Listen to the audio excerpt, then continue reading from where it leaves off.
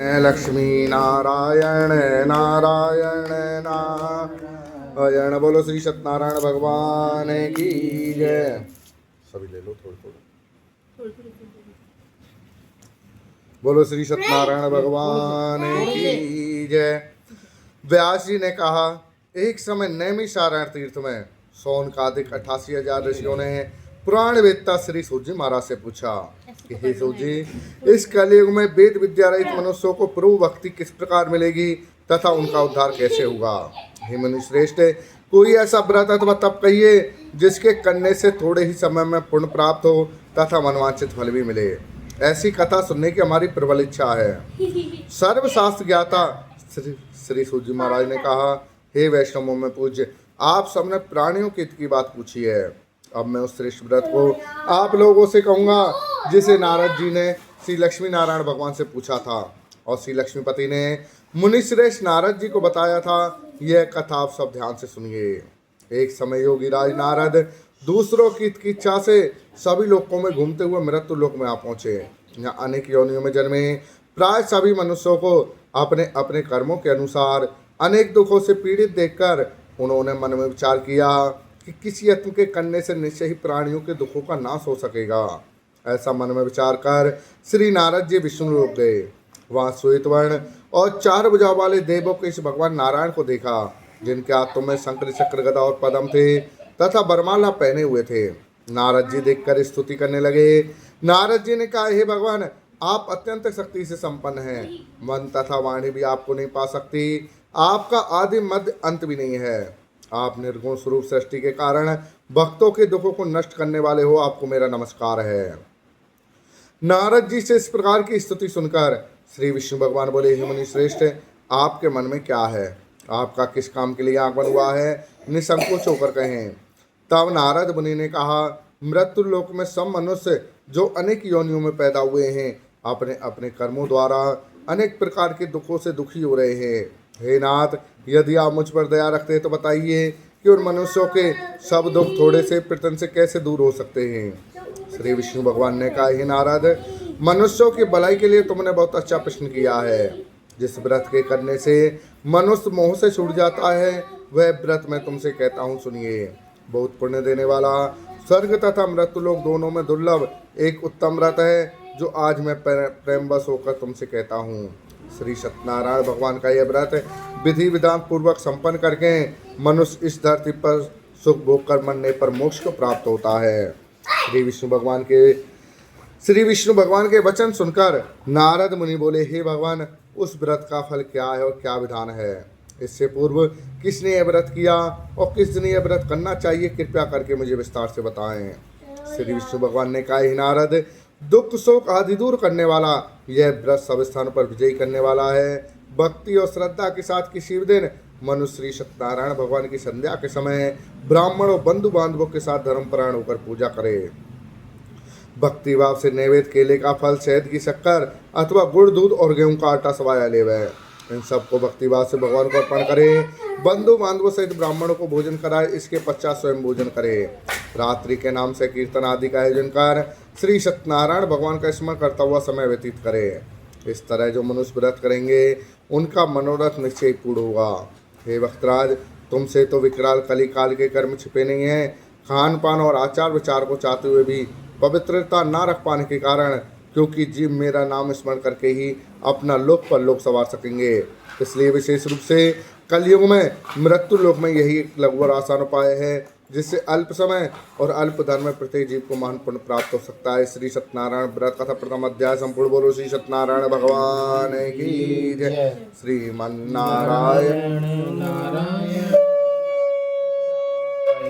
लक्ष्मी नारायण नारायण नारायण भजमन नारायण नारायण नारायण श्रीमन्नारायण नारायण नारायण। बोलो श्री सत्यनारायण भगवान की जय। श्री सूत महाराज ने कहा, हे ऋषियों, जिन्होंने पहले समय में इस व्रत को किया है उनका इतिहास कहता हूँ, आप सब ध्यान से सुनिए। सुंदर काशीपुर नगरी में एक अत्यंत निर्धन ब्राह्मण रहता था। वह ब्राह्मण भूख और प्यास से बेचैन होकर नित्य ही पृथ्वी पर घूमता था। ब्राह्मणों से प्रेम करने वाले श्री विष्णु भगवान ने ब्राह्मण को दुखी देखकर एक दिन बूढ़े ब्राह्मण का रूप धारण कर निर्धन ब्राह्मण के पास जाकर आदर के साथ पूछा कि हे विप्र, तुम नित्य ही दुखियों को परस्पर क्यों घूमते हो? हे श्रेष्ठ ब्राह्मण, यह सब मुझसे कहूँ, मैं सुनना चाहता हूँ।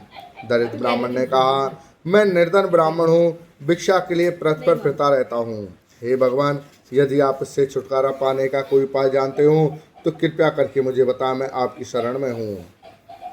वृद्ध ब्राह्मण का रूप धारण किए हुए श्री सत्यनारायण भगवान ने कहा, विष्णु भगवान ने कहा, हे ब्राह्मण, श्री सत्यनारायण भगवान मनवांछित फल देने वाले हैं, इसलिए तुम उनका पूजन करो, जिसके करने से मनुष्य सब दुखों से मुक्त हो जाता है।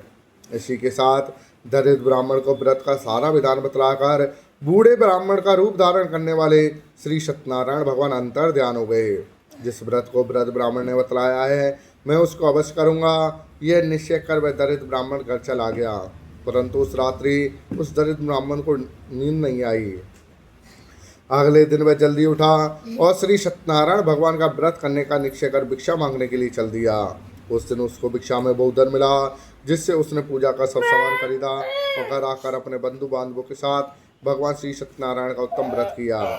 इसके करने से वह दरिद्र ब्राह्मण सब दुखों से छूटकर अनेक प्रकार की संपत्तियों से युक्त हो गया। उस समय से वह विप्र हर महीने व्रत करने लगा।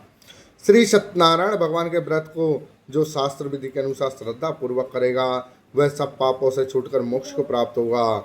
आगे जो मनुष्य पृथ्वी पर श्री सत्यनारायण भगवान का व्रत करेगा, वह सब दुखों से छूट जाएगा। इस तरह नारद जी से श्री सत्यनारायण भगवान का कहा हुआ यह व्रत मैंने तुमसे कहा है विप्रो। अब आप और क्या सुनना चाहते हैं, कृपया करके मुझे बताएं। ऋषियों ने कहा, हे मुनीश्वर, संसार में इस विप्र से सुनकर किस किस ने इस व्रत को किया है, हम सब सुनना चाहते हैं, इसके लिए हमारे मन में बहुत श्रद्धा है। श्री सूर्य महाराज ने कहा, हे मुनियों, जिस जिस प्राणी ने इस व्रत को किया है, उन सब की कथा सुनिए। एक समय वह ब्राह्मण धन और ऐश्वर्य के अनुसार अपने बंधु बांधवों के साथ अपने घर पर व्रत कर रहा था। उसी समय एक लकड़ी बेचने वाला बूढ़ा व्यक्ति वहां आया। उसने सिर पर रखा लकड़ियों का गट्ठर बाहर रख दिया और विप्र के मकान में चला गया। प्यास से दुखी लकड़हारे ने विप्र को व्रत करते हुए देखा। वह प्यास को भूल गया। उसने विप्र को नमस्कार किया और पूछा, हे विप्र, आप यह किसका पूजन कर रहे हैं? इस व्रत को करने से क्या फल मिलता है, कृपया करके मुझे बताएं। ब्राह्मण ने कहा, सब मनोकामनाओं को पूरा करने वाला यह श्री सत्यनारायण भगवान का व्रत है। इन्हीं की कृपा से मेरे यहाँ धन दान आदि की वृद्धि हुई है। विप्र से इस व्रत के बारे में जानकर वह लकड़हारा बहुत प्रसन्न हुआ। भगवान का चन्नामृत और भोजन करने के बाद वह अपने घर को चला गया। अगले दिन लकड़हारे ने अपने मन में संकल्प किया कि आज गांव में जो लकड़ी बेचने से धन मिलेगा, उसी से भगवान श्री सत्यनारायण का उत्तम व्रत करूंगा। यह मन में विचार कर वह लकड़हारा लकड़ियों का गट्ठर अपने सिर पर रखकर जिस नगर में धनवान लोग रहते थे, ऐसे सुंदर नगर में गया। उस दिन उसे उन लकड़ियों का दाम पहले दिनों से 4 गुना मिला। तब वह बूढ़ा लकड़हारा अति प्रसन्न होकर पके केले, शक्कर, शहद, घी, दूध, दही और गेहूं का चूर्ण इत्यादि श्री सत्यनारायण भगवान के व्रत की सभी शामिल लेकर अपने घर आ गया।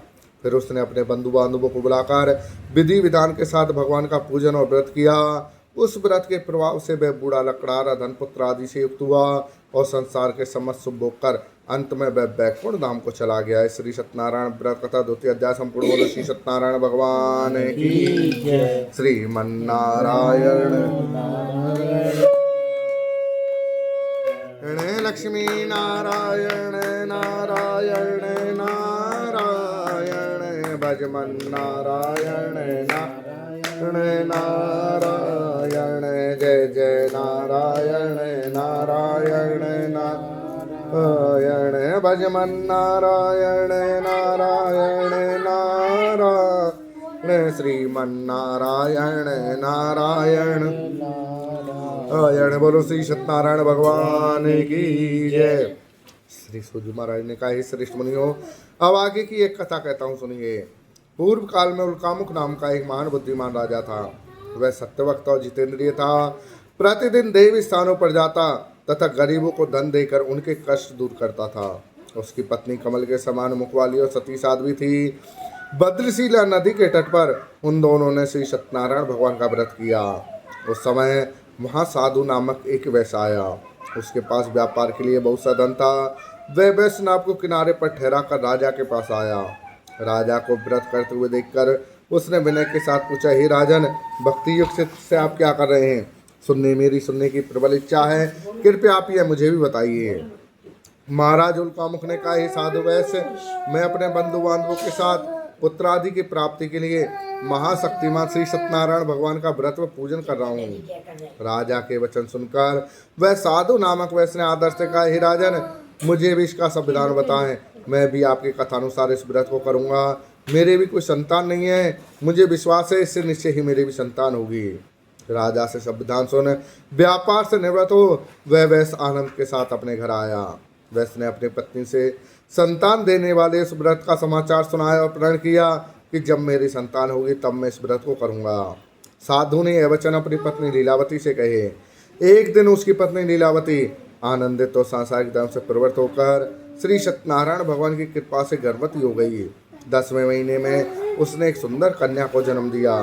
दिनों दिन वह कन्या इस तरह बढ़ने लगी जैसे शुक्ल पक्ष का चंद्रमा बढ़ता है। कन्या का नाम कलावती रखा गया। तब लीलावती ने मीठे शब्दों में अपने पति को स्मरण दिलाया कि आपने जो भगवान का व्रत करने का संकल्प किया था वह आप उसे पूरा करिए। साधु वैश्य ने कहा, हे प्रिय, मैं कन्या के विवाह पर इस व्रत को करूँगा। इस प्रकार अपनी पत्नी को आश्वासन दे वह व्यापार करने के लिए चला गया। कलावती पुत्री में वृद्धि को प्राप्त हो गई।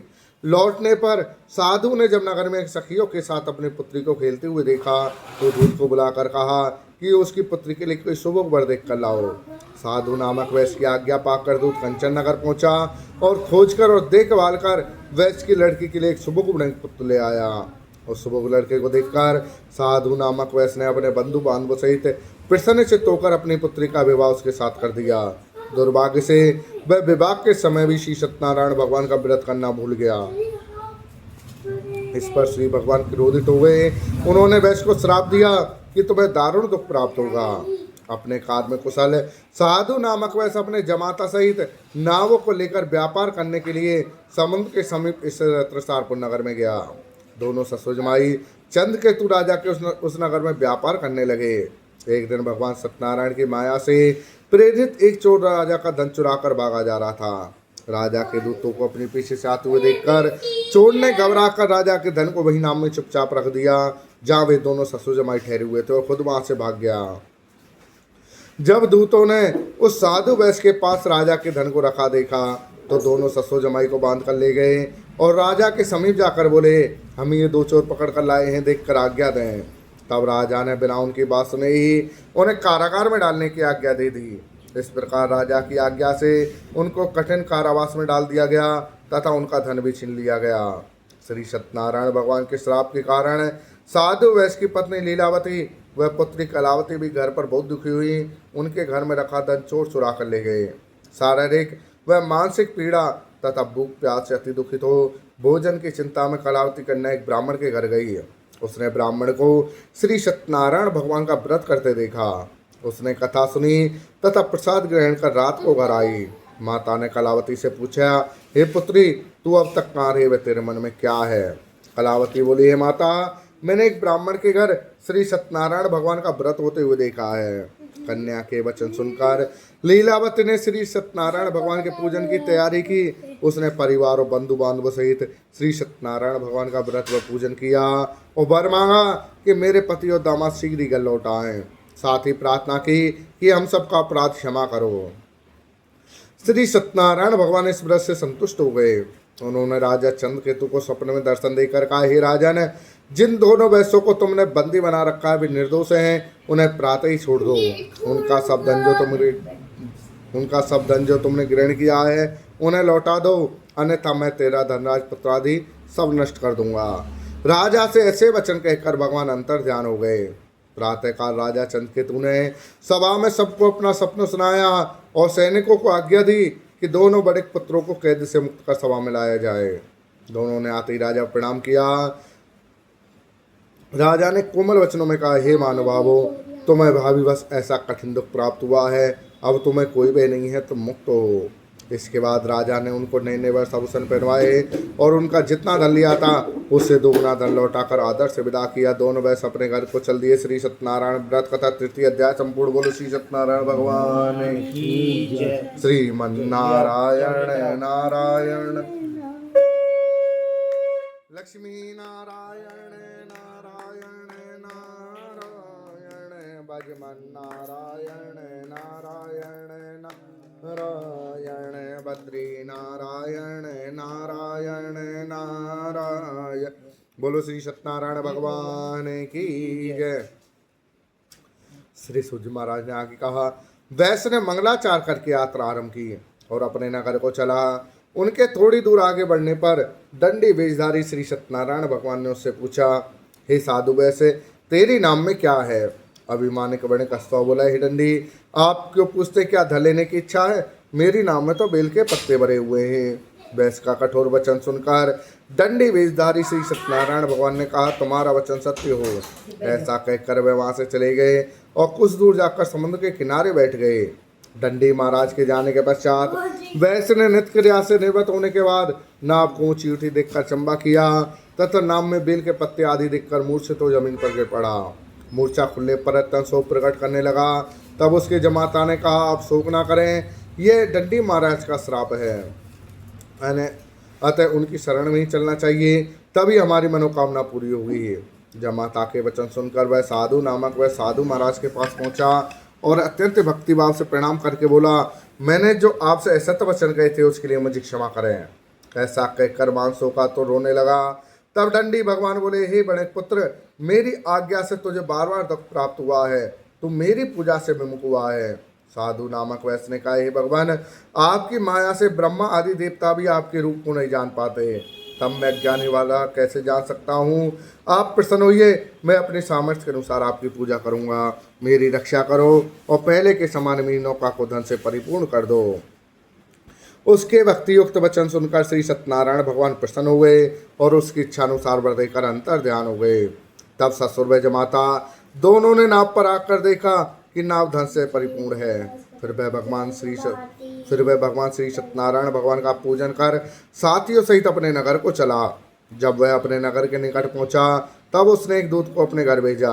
दूत ने साधु नामक वैश्य के घर जाकर उसकी पत्नी को नमस्कार किया और कहा, आपके पति अपने दामाद सहित इस नगर के समीप आ गए हैं। लीलावती और उसकी कन्या कलावती उस समय भगवान का पूजन कर रही थी। दूत का वचन सुनकर साधु की पत्नी ने बड़े हर्ष के साथ सदैव भगवान का पूजन पूर्ण किया और अपनी पुत्री से कहा, मैं अपने पति के दर्शन को जाती हूँ, तू कार्य पूर्ण कर शीघ्र आ जाना। परंतु कलावती पूजन एवं प्रसाद छोड़कर अपने पति के दर्शन के लिए चली गई। प्रसाद की अवज्ञा के कारण सदैव भगवान रुष्ट हो गए। रुष्ट होने के कारण उसके पति को वहीं नाव सहित पानी में डुबो दिया। कलावती अपने पति को ना देखकर रोती हुई जमीन पर गिर पड़ी। नौका को डूबा हुआ तथा कन्या को रोते हुए देखकर साधु नामक वैश्य दुखित हो बोला, हे प्रभु, मुझसे या मेरे परिवार से जो भी बोलो ये उसे क्षमा करो। उसके दीन वचन सुनकर सदैव भगवान प्रसन्न हो गए और आकाशवाणी हुई, हे साधु वैश्य, तेरी कन्या मेरा प्रसाद छोड़कर आई है, इसलिए इसका पति अदृश्य हुआ है। यदि वह घर जाकर प्रसाद खाकर लौटे तो इसे इसका पति अवश्य मिलेगा। आकाशवाणी सुनकर कलावती ने घर पहुंचकर प्रसाद खाया और फिर आकर अपने पति के दर्शन किए। तत्पश्चात साधु वैश्य ने वहीं बंधु बांधवों सहित सदैव भगवान का विधि पूर्वक पूजन किया और वह श्लोक का शुभ होकर अंत में स्वर्लोक को चला गया। श्री सत्यनारायण व्रत कथा चतुर्थ अध्याय संपूर्ण। बोले श्री सत्यनारायण भगवान श्रीमन्नारायण नारायण नारायण लक्ष्मी नारायण नारायण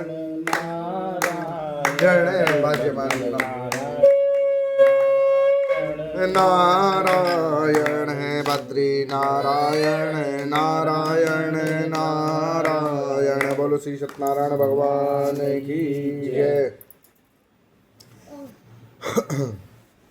श्री सत्यनारायण भगवान ने श्री सूर्य महाराज ने आगे कहा, हे ऋषियों, मैं एक और भी कथा कहता हूँ, सुनिए। प्रजापालन मिलीन तुंगध्वज नाम का एक राजा था। उसने भगवान सदैव का प्रसाद त्याग कर बहुत दुख पाया। एक समय राजा वन में वन पशुओं को मारकर बढ़ के वृक्ष के नीचे आया। वहाँ उसने ग्वालों को भक्तिभाव से बंधु बांधवों से श्री सत्यनारायण भगवान का पूजन करते देखा।